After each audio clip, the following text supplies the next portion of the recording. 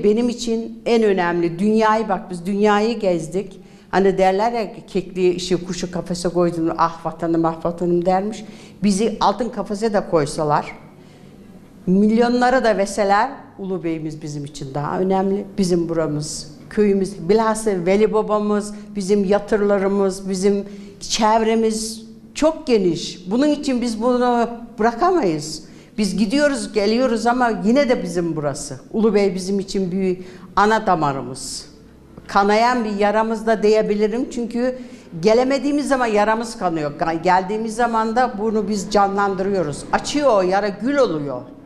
Benim çocuklarımız bile, 3 tane kızımız var, 3'ü de buranın hastası. Buraya gelip illa biz burada duracağız diyorlar. Bir geliyorlar ve köy şirfesiyle beraber devam ediyorlar. Hiç bırakmıyorlar.